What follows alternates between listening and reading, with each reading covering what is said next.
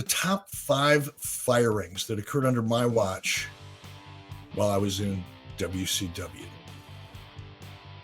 So let's get it started and see who the top 5 firings were under my watch in WCW. Top 5. Your number 5 is Brian Pillman. Brian Pillman. That's a weird one, though. I know, technically, yes, he was fired, but it's a strange one because it was an understanding that Brian and I had. And I know there's all kinds of history and everybody's got a different opinion. But, Brian was smart enough to realize that the deck was pretty well stacked at the top.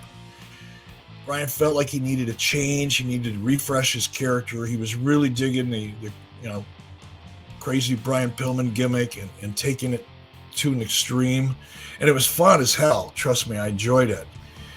But I think Brian was looking for a way out. He wanted to come back, but he was looking for a way out so he could go expand his character and kind of continue building that whole crazy Brian Pillman character. So while technically it was a firing, both Brian and I talked throughout that period of time when he was in WWF at the time, and we talked about him coming back and when would be the best time.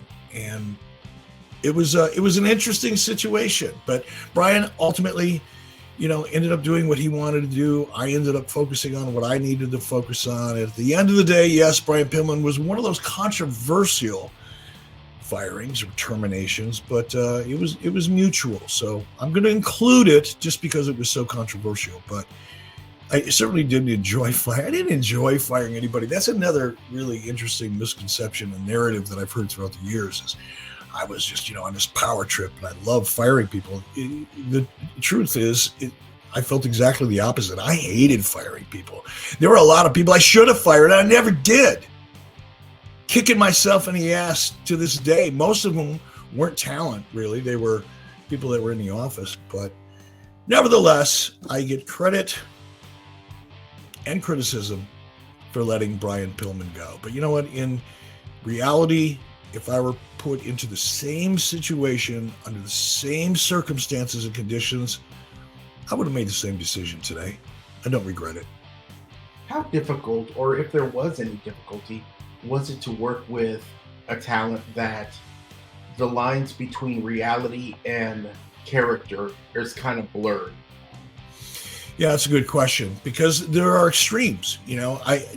On one end, the healthy end of that extreme, the professional and profitable end of that extreme, are characters who are extensions of their characters or their characters are extensions of their real personalities. So that line is almost always, murky at best, and sometimes it's hard to find it. And I enjoyed that. I enjoy working with characters who have strong characters, a great sense of who they are, and push the envelope. And sometimes, when talent wants to push the envelope, they're creative people by nature, they're performers by nature, and they're constantly striving to perfect and in some ways develop new aspects of their character. And sometimes what they see in their head, what talent sometimes see in their head as a good idea, may not make sense from a business perspective. So it could be difficult. And on the other end of that extreme, you got people who actually believe they are their characters. That becomes a real issue because the connection to reality becomes a problem. And we've seen far too many people who, while they're in the business, can't separate themselves from their character. And that can become an issue. And we've seen a lot of people who, long after they get out of the wrestling industry, still have a difficult time separating who they really are from the character that they perceive the audience wants to see. And that can sometimes be sad. But yeah, it's a challenge, but it's, I think that's true, Super Dave, in all forms of entertainment, right? Directors for movies and television have to deal with that issue. I'm sure if you're in a rock band, for any length of time, you've got chemistry issues and personality issues and conflicts. And I just think creative people by nature are constantly pushing the envelope. If they're successful, and the harder you push, and the farther that envelope expands, so you have to push even further, it does create conflict. But I think it just goes with performers of all kinds. Is it difficult to find that balance of you love the character they're portraying on television and you're pushing them and you're encouraging them, but then behind the scenes, is it difficult to like on one hand you're patting them on the back and on the other you're like, okay, wait, the cameras are off. I'm talking to you about business, or I'm talking to you about direction. Let's focus here. Yeah, it could be in some situations. I never really had that issue. I mean, I didn't. Again, because I've always enjoyed people who were really invested in their characters. But I've never really had a situation backstage where I had to like verbally shake somebody out of their dream and wake them up to the fact that we're not really on TV right now. This is, two people talking. This is business. This isn't performance. It happened, but it was never really an issue for me. All right, let's go to number 4, Sean Waltman. That's an interesting one, right? Because I always liked Sean Waltman. I from the first few times that I saw him in the ring, 1, 2, 3 Kid and WWF. And, he's from Minneapolis. Sean was from North Minneapolis. He actually didn't live. He lived like 4 blocks from me for a while when we were both living over in North Minneapolis. And I always liked him. I respected what he did. He was able to deliver. That was at a time when you didn't see a lot of guys who were not 225 pounds and up. It was before the cruiserweight division. So Sean immediately brought an athleticism and a presentation to the ring that very few other people at that time were doing. He could fly, he could bounce, he sold, like he was an amazing, amazing performer when it came to selling. So I always enjoyed him, and certainly when he came to WWE as Six, or whatever we called him at the time, Six Pac, was a spin-off 1, 2, 3 Kid. Get it? Pretty smart, right? I can add. Brilliant. But I was really happy that he showed up in WWE, that he came to WWE, and I had the chance to bring him in. But the chemistry between him and Scott and Kevin was so good. I mean, Sean Waltman really brought a layer of,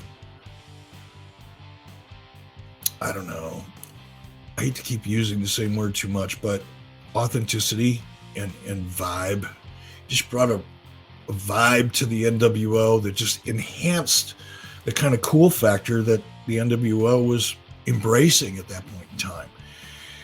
And I like Sean. I always got along with Sean. We never really had any problems backstage, at least that I can remember. Nothing significant. Communication was always pretty easy with Sean.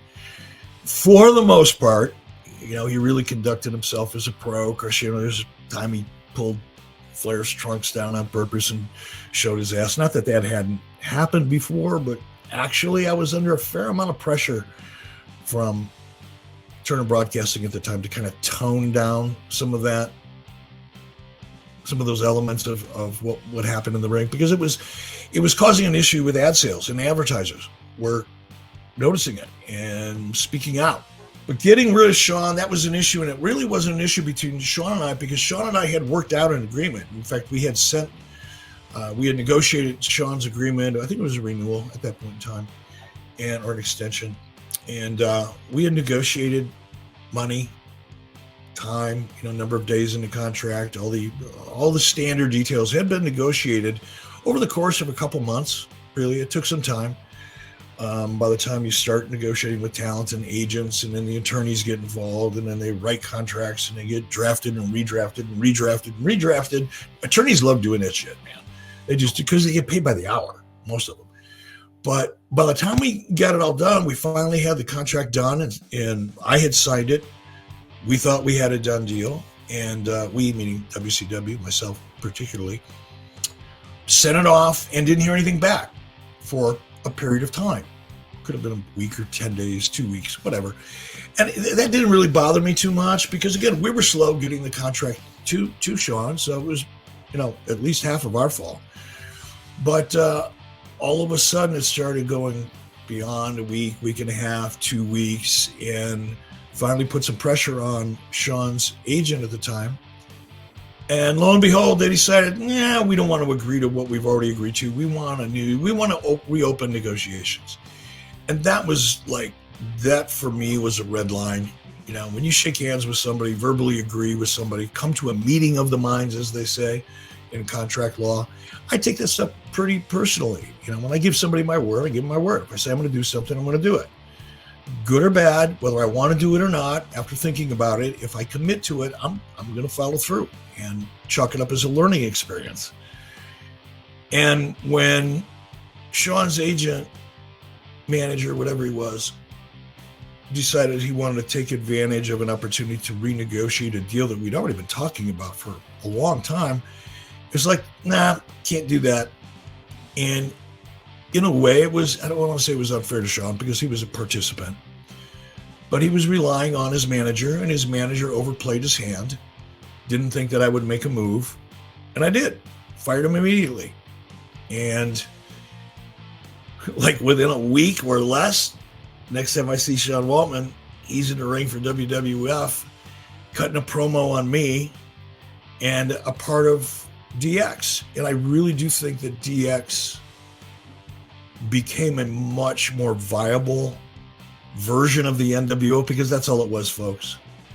Hey, Dave Meltzer, if you're listening, because I heard some video of you the other day talking about how, you know, Vince McMahon ended up being the ultimate heel owner, authority figure, you know, before I did. And you're wrong. Once again, you're wrong. I created that character, or I evolved as that character is probably more appropriate, a full year before Vince McMahon decided to come out from behind the broadcast desk and take a role as that heel dominant manager or owner. But I think Sean Waltman added so much authenticity and credibility to DX for no other reason, setting aside his abilities in the ring and all. But Sean was a big part of that NWO vibe when it first took off. And to lose that was, I don't want to say it was a mistake, because again, faced with the same situation, particularly when you come to a meeting of the minds, you shake hands, you think you've got a deal, and then some, you know, manager decides he wants to take advantage to renegotiate. That's a fucking no-fly zone for me. That's just an absolute no-fly zone. I would probably do the same thing. In fact, I know I would, even if I saw that doing so would probably come back to put pressure on us creatively, as it obviously did with DX. But yeah, it was, you know, it's fun now. Sean and I are friends. We talk through it. You know, I see his side of the issue. He sees my side of the issue, and we both laugh about it now. Sean turned out just fine. He did just fine with his career, and as did I, ultimately. So it is what it is. But yeah, losing Sean, firing Sean, it was a tough one. It was a tough decision, but again, one that I would probably make today given the same circumstances. Number 3, Raven. Raven. That wasn't hard. I didn't enjoy it. Let's be clear about that.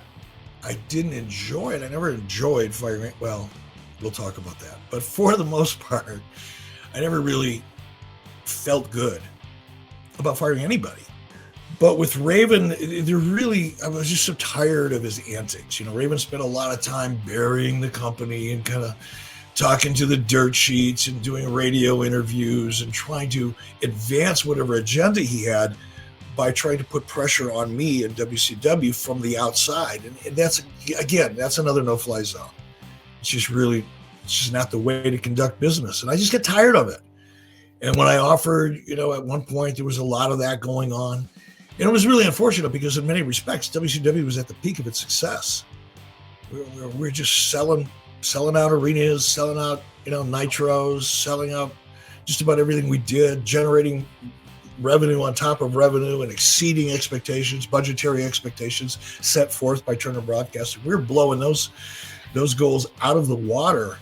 And it's funny how you would think that when things are going bad, that's when people would be the most aggressive and dissatisfied, wanting, you know, something different for themselves or something better for themselves. the frustration level across the board when things are bad. You would think that's when people start stirring the shit, but ironically, it was when things were really going well financially. And I guess that's probably where some jealousy and envy and frustration comes in, because if you're someone like Raven was, who was, he was like in the upper third of the, television roster on any given, Nitro, guys like that want more. And there's nothing wrong with that, by the way. I respect that. You shouldn't ever be complacent in anything that you do. So I never had an issue with somebody wanting more. But with guys like, and Raven wasn't the only one, there were others. But I remember, I think it was in Minneapolis. It might have been here where I'm at right now in Minneapolis. And I just got tired of hearing all the bullshit, in interviews and reading dirt sheet nonsense. So I called everybody together and said, look, if you don't want to be here, I'll let you out of your deal. And it was more for me, it was more of, okay, I'm going to put people in check. They're either going to stand up and say it to my face, or they're going to know that I know that they're just chicken shits and spreading shit on the dirt sheets trying to advance their agenda. Raven was the only one that raised his hand and said, all right, I'll go. And I respected that. I had more respect for Raven at that point than I had at any point up until that moment, because he was standing up for what he believed in. And it's hard to disrespect people that do that. I have a lot of respect for people that will look you in the eye and tell you how they feel, and given an option, take one that is better for them at that moment. And Raven believed that it was better for him to leave, probably was at that moment, at that time. And he left. I think, and again, Raven's another guy that, we've had on the show previously and in an interview. And again, great relationship with Raven today. We both, have the benefit of experience to look back upon things and kind of no longer react to that situation with emotion, just kind of looking at it for what it was. And I think Raven probably feels good about the decision he made. And frankly, so do I. It was just time. Number 2, Steve Austin. That's a fun one. God, it was a fun one. Not fun terminating him. Again, never enjoyed terminating someone. But I was a little motivated. I've told the story before. I won't spend a lot of time talking about it. We've all heard it. But, Steve had injuries, and that's not why I let him go. I let him go because while he was out with an injury, living in Atlanta, my goal was to keep his character alive. I didn't want people to forget about Steve. So wanted to cut a promo with him, backstage promo with Tony Schiavone, and just to keep his character out there and keep some anticipation for his return. And I asked Tony to reach out to Steve to see, because he wasn't scheduled, to his credit. He wasn't scheduled, but he lived in Atlanta. And I thought, early in the day, so let's get a hold of Steve, have him come in. We're still paying him. Let's have him come in and sit down and we'll do a promo with him. Schiavone went out, made the phone call. And when Schiavone came back, he explained what happened. And evidently, I wasn't on the call. So, could be some murkiness in my recall on this, but I believe what Tony told me is, look, I called him, his wife answered the phone. I explained to his wife that we wanted to bring Steve down to Center Stage, where we were producing WCW Saturday Night Live at the time, and cut a promo with him. And I guess the way I remember the conversation with Tony is Steve's wife at the time said, hey, Steve, they want you to come in and cut a promo. And Tony was able to hear Steve say, tell them sons of bitches to go to hell, or something along those lines. And Tony relayed it back to me. And I thought, that's not going to work for me, brother. And I made the decision to let him go. And I'm really glad I did. It was one of the best decisions I ever made. Steve Austin feels exactly the same way I do. It was one of the best decisions I ever made, and really he ever made. Was leaving WCW, because at the time, again, Hogan had just come in. Steve had an idea of something he wanted to do with Hulk, but the time wasn't right. Steve was frustrated. And I'm sure the injuries frustrated him as well. He probably felt like he was losing ground because he wasn't able to work for a bit. But look, if I wouldn't have let Steve go, there would have never been a Stone Cold Steve Austin. It took a while for him to find that character. And I actually did Steve Austin's podcast with him several years ago. I happened to be in LA, and Steve and I had always stayed in touch. And he had reached out and said, "Hey, I'm doing a podcast. Would you want to come over?" He lived over in Marina Del Rey at that time, not far from my daughter, actually, only blocks away from where my daughter was staying. And I was visiting her. I was there on business. So I went over to do a podcast. We thought it was going to take an hour or two, and we ended up spending about 3.5 hours. And as soon as I left Steve's, he called me on my way back to my hotel and said, "Hey, you want to come back tomorrow and do another one?"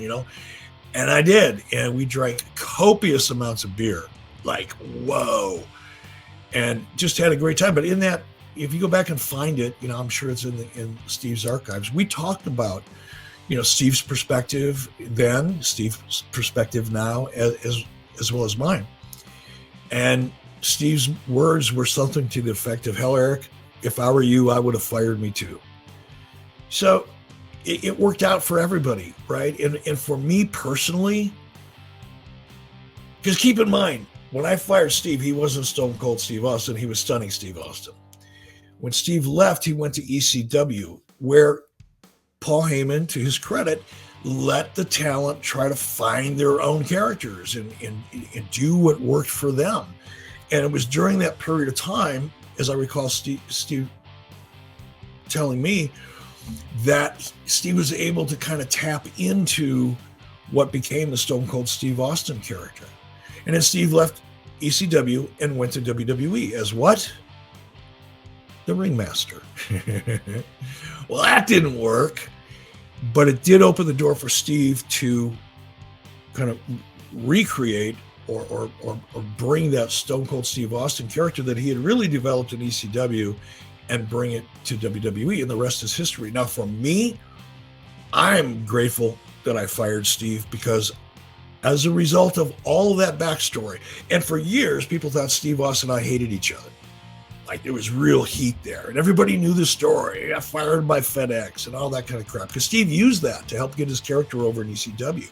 Steve talked about it all the time. He did, a parody of me wearing a wig and all that. And so Steve used the fact that I fired him to help get his character over in ECW, so that by the time he got to WWE and got through the ringmaster gimmick, became Stone Cold Steve Austin again, I show up in WWE at some point, 2001, whatever it was, and now there's a built-in storyline between me and Steve Austin. The backstory had already been written. The backstory was like, everybody knew about it. Wrestling fans were really aware of it, because, again, Steve used it to help get his character over. So now I'm in charge of, as a character, in charge of Monday Night Raw. Vince McMahon comes up to me and says, "Okay, here's what you got to do. You want to keep your job, you got to go sign Steve Austin." And because we had so much backstory that we didn't have to regurgitate, it was all right there in the top of everybody's minds. It made that storyline so effective because it was real.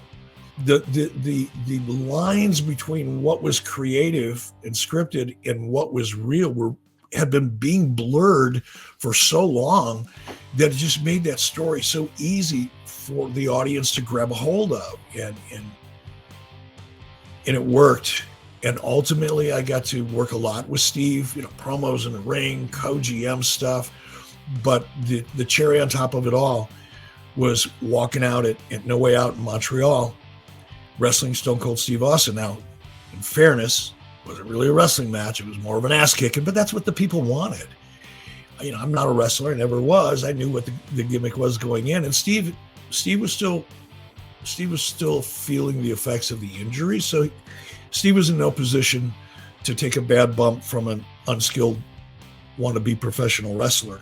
So I knew what my role was. But going out into that crowd, coming down the ramp in Montreal, sold out crowd, one of the best crowds you're going to find anywhere is Montreal. Just rabid. Toronto, same way. walking out there because I had so much heat at the time, knowing that when that match finishes, that place is going to explode. And that was the anticipation of me. That's what I was excited about. And it so over-delivered. It was, no question about it, the most fun I've ever had in the ring. You know, it's not the best segment I've ever done, or segments. You know, that goes to the I just hear 3 minutes, whatever, or say 3 minutes. That was cool. But wrestling Steve Austin in Montreal was one of, if not the highlights of my career. And none of it would have happened if I wouldn't have fired him. So it's one of the best decisions I've ever made for Steve and for me. All right, Eric, our number one. Does anybody know who this is? Y'all listening? I know we're not taking questions and comments. I really wish we were. Drop it in the comments. Let's see if you got number one right. Number one is the Honky Tonk Man. The Honky Tonk Man has left the building, baby. And I was so happy to see it. That's the one exception. I actually enjoyed firing him. And only because he deserved it. He was such an ass and had such an incredibly unrealistic and high opinion of himself at the time. And then, you know, that old school, I'm going to work the young boss, I'm going to take my shot. And he gave me an ultimatum. And that's another thing that I don't respond well. I don't respond well at all to ultimatums. I never have. If anything is going to push a hot button, it's giving me an ultimatum. So since I didn't have a lot of respect for not that I didn't respect the work that he did in WWF, because he did. He had a great career there. And there was a time and a place for a character like the Honky Tonk Man. Unfortunately, time moves on, and Honky Tonk Man still felt like that gimmick was viable, and I knew better. And when he decided to call me out and see if he could give me an ultimatum and have me succumb and give him what he wanted, which was a contract, because he was on a per-night deal. And when he refused to go along with what I wanted him to do, which was to drop the TV title to Johnny B. Bad, it was like, no, I'm not doing that. Cool. I really didn't want to hire him anyway. I was kind of pressured into it in a way by Jimmy Hart, and ultimately Jimmy, tagged in Hulk to put in a good word for Brutus, or not for Brutus, but for Honky Tonk Man. And Hulk did, not with a lot of enthusiasm or pressure, but he did because Jimmy asked him to. So I brought Honky Tonk in kind of reluctantly, paid him like $1,000 a night or something. And when he gave me that ultimatum, it was like, oh man, if there's ever a time to feel good about making a decision like this, it's right here and now. Thank you, baby. Thank you very much, Honky Tonk Man. I appreciate everything you brought to the table. You don't mean the shit to me anymore, but hey, you go be you. That was fun. I enjoyed it. It's one that I'm proud of. Did after you released the Honky Tonk Man, did Jimmy ever come up to you and say, hey baby, I'm sorry about it? No, I think Jimmy was disappointed because I think Jimmy believed that there was money in Honky Tonk Man, and I understand why. He had a lot of success with Honky Tonk, and Jimmy, like a lot of us, a lot of top talent, then and to this day, go back to things that worked in the past and formulas that worked in the past. I think Jimmy really believed that there was money in Honky Tonk. It's just that at that point, we were evolving away from the kind of cartoonish, silly characters and into more of reality-based characters. Not that they all were. I wasn't going in that direction with everybody. There were still some very animated characters that were part of the roster, as there should have been. As should be to this day. Ivar in WWE is a perfect example of what I'm talking about. It's a very cartoonish animated character, the Ivar character. Now, he has since come out with something new recently, a little bit more of a reality-based character, but there's always a place and time for certain types of characters. You don't want them all to be the same. But I think Jimmy believed that there was money in it. It's just that we were evolving away from it, and Honky Tonk Man wasn't one of those animated characters that I was interested in keeping. I just didn't see the value in them, and I think I was 100% correct. Maybe the next time we do this, we'll talk about the top 5 people I should have fired but didn't. Yeah, that is a great idea. That's going to be our next top 5. The 5 people I wish I would have fired but didn't. That's a great teaser right there. Man. All right, let's do that. Thank you, Super Dave. Thanks, everybody, for joining.